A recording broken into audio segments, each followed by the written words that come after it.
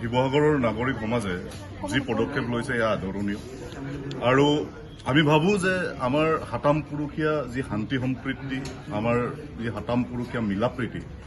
এইটো যাতে ধ্বংস হৈ নাযায় তাৰ কাৰণে আজি নাগৰিক সভাই গুৰুত্বপূৰ্ণ সিদ্ধান্ত গ্ৰহণ কৰিছে। আপোনালোকে দেখিছে যে বিজেপি আৰু RSSে শাসনলৈ অহাৰ পিছৰে পৰা তেওঁলোকৰ যিটো পেন ইণ্ডিয়ান হিন্দুইজিম হিন্দুত্ববাদ সেইটো প্ৰতিষ্ঠা কৰিবলৈ বিভিন্ন ধৰণৰ কাৰবাৰ কৰিছে।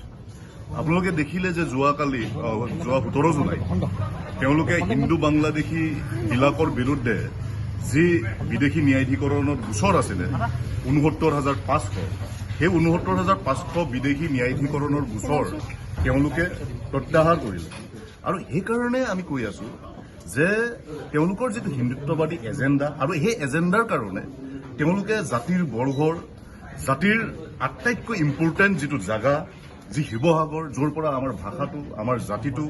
আৰম্ভ হ'ল আমাৰ মহান স্বৰ্গদেউসকলে য'ৰ পৰা এটা উদাৰ নৈতিক জাতীয়তাবাদ বা জাতি হত্যাৰ কাৰণে কাম কৰিলে সেই জাতি হত্যাটো ধ্বংস কৰিবলৈ বিভিন্ন ধৰণে চেষ্টা কৰিছে।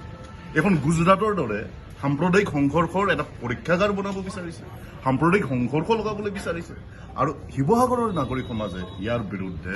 অৱস্থান লৈছে। আটাইতকৈ গুৰুত্বপূৰ্ণ কথা চৰকাৰে বা ৰাষ্ট্ৰই সাম্প্ৰদায়িক সংঘৰ্ষ লগাবলৈ শিৱসাগৰক এটা সাম্প্ৰদায়িক সংঘৰ্ষৰ পৰীক্ষাগাৰ বনাবলৈ বিভিন্ন ধৰণে কূট কৌশল ৰচনা কৰিছে আৰু ইয়াৰ বিৰুদ্ধে অসমীয়া জাতিয়ে শিৱসাগৰৰ সমাজে শিৱসাগৰৰ নাগৰিক সমাজে যি ধৰণে ষ্টেণ্ড লৈছে সেইটো আচলতে সঁচাকেই উল্লেখনীয় আৰু নজিৰবিহীন আৰু সেইকাৰণে আমি ক'ব খুজিছোঁ যে শিৱসাগৰত কোনো দিনেই বিজেপি RSSৰ যি এজেণ্ডা সেই এজেণ্ডা পৰিপূৰ্ণ হ'বলৈ দিয়া নহ'ব। ইয়াৰ জাতিৰ বৰ্গৰ জাতীয়তাবাদ ইয়াৰ পৰা আৰম্ভ হৈছিলে, জাতি হত্যাৰ উদাৰনৈতিক জাতি হত্যাটো ইয়াৰ পৰা আৰম্ভ হৈছে, অসমীয়া জাতি ইয়াৰ পৰা আৰম্ভ হৈছে আৰু গতিকে ইয়াৰ পৰাই হুংকাৰ দিয়া হ'ব বিজেপি RSS।